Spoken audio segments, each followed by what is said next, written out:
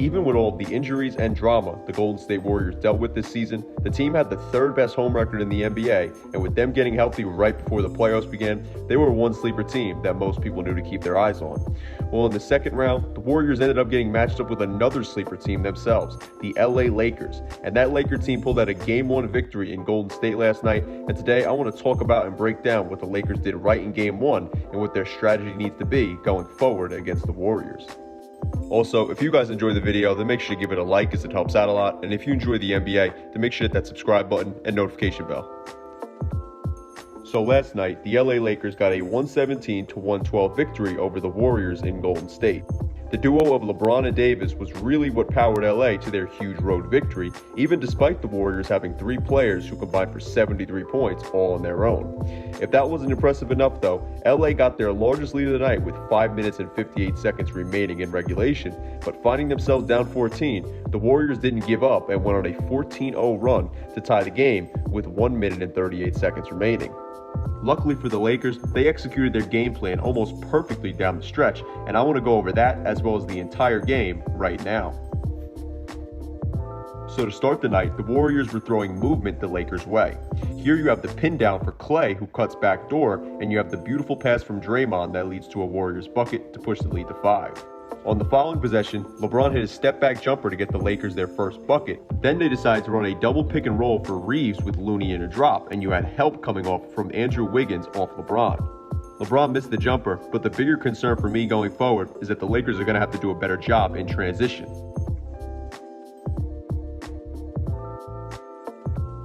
Once again, going forward, the Lakers are going to have to step up their transition defense, as while they did later in the game, you can see they tried to push the tempo and they get a quick shot for Russell here, but then on the other end, Klay comes down and bangs a 3. Right here, you have phenomenal defense from the Warriors as Reeves couldn't get it to go and gives it to Davis, and then Davis gives it to Hachimura, who is going to be a huge key for the Lakers in this series as he somehow got a bucket on this possession. At the end of the first quarter, AD started to somewhat come alive, as right here, AD gets a nice block on Curry as Curry curls, but they can't allow Draymond to get this rebound and finish it. However, on the other end, the Warriors are going to have to tighten up their defense, as last night, as soon as the starting unit exited, they had issues in transition, just like the Lakers did to start the game.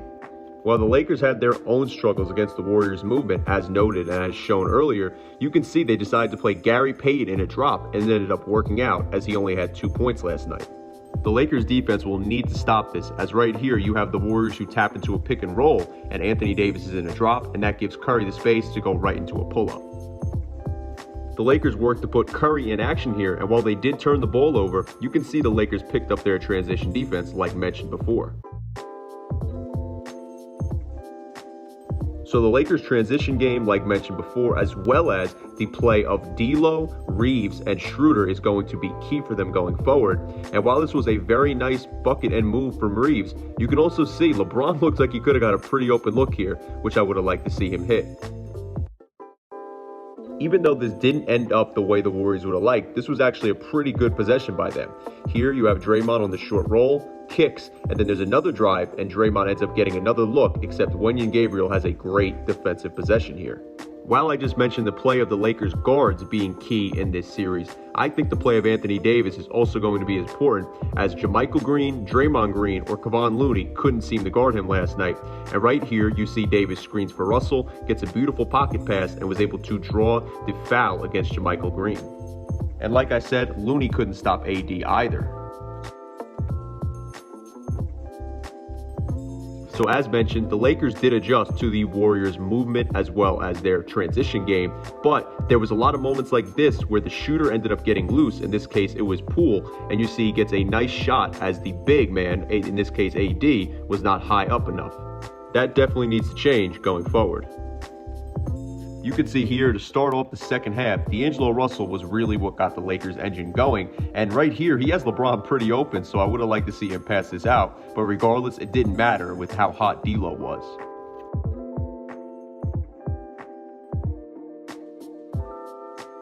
The Lakers had been running empty corner pick and rolls, but here is a nice wrinkle, as Russell instead goes to pass and cut, AD keeps the hand off himself, and then turns the corner and scores a nice slam. Once again, the guard play of the Lakers is going to be the X factor of this series, as mentioned, as the Warriors defense was too locked into LeBron and Davis, and they allow a drop, drive, and Reeves kickback three. So dribble penetration from the Lakers really killed the Warriors in the second half.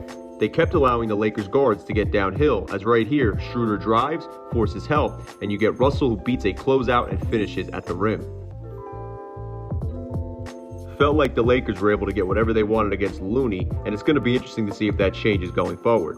Right here you have LeBron who comes off in a pick and roll and Looney in a drop, and LeBron's able to finish here. The Warriors have to make a change or something because honestly, Looney just wasn't working for them in game one.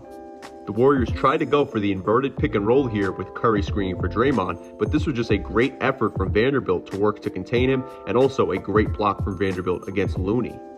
Once again, this was a terrible job by Looney to not get this rebound, and a great job from Davis to track it down. The Lakers decided to go with a double pick and roll with an empty side. Here, Draymond's guarding AD and Looney guarding Vanderbilt, and Schroeder's able to get into the paint with Looney helping on him and get a kick to Vanderbilt for an open three. LeBron, working as a screener, just continued to kill the Warriors. There was no switch with Poole involved, Wiggins is in a drop, and Schroeder's able to turn the corner. Once again, the guard play from the Lakers will be key. This was when the Warriors started to begin their comeback, and I think they need to run more of this if they want to try and win this series. Here, Curry pushes in transition with Draymond setting a screen right by half court, and the defense tries to help that, but it leaves Klay wide open for a three. While Davis was still able to get his against Draymond, Draymond is 100% the Warriors' best option against AD. As right here, AD is screening and Draymond stays in a drop, and there's no nuance to overcommit from Golden State. This, in my opinion, was a great play from the Warriors, but it was also great help from LeBron. Right here, Draymond screens for Curry and gets AD to the level, and Draymond goes on the short roll, but LeBron's there to help and stop the bucket from falling. The drives for Golden State will be key going forward, as if they can allow Curry to get into the paint, it'll hurt the Lakers. As right here, Curry gets into the paint and is able to give it off to Draymond, and Curry does a great job of relocating before Draymond gives it right back to him, and Curry hits the three to tie the night up. This next possession is where the Lakers would end the Warriors' 14-0 run. And while the Warriors' defense was pretty solid here, look at this space they gave LeBron. And now, D'Angelo Russell did hit a tough shot, and it was a lucky, nice fall for him. But still, you can't give LeBron all of this space, and even Russell, as you can see, he's pretty open here.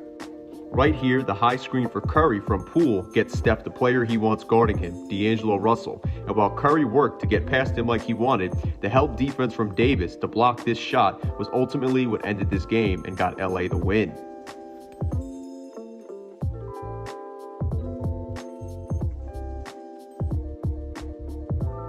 So as you can see from what we went over here, the Lakers have all the potential in the world to knock off the 6th-seeded Warriors, and it seems offensively, the work of Davis as well as the Lakers guards will be key for them going forward. In terms of defensively, I would say as long as the Lakers can guard in transition as good as they did on many of the possessions in the second half, then they'll be fine. But this Warriors team is scary for LA for many reasons, and while their roster is different from last year's team, the core players that led the Warriors to a championship in 2022 are still there, and the Lakers need to make sure they handle their business and stay focused. I want to know though what you guys think about the Lakers or Warriors, this series, or anything we talked about in the video or having to do with either team down below in the comment section. So let me know your thoughts down below.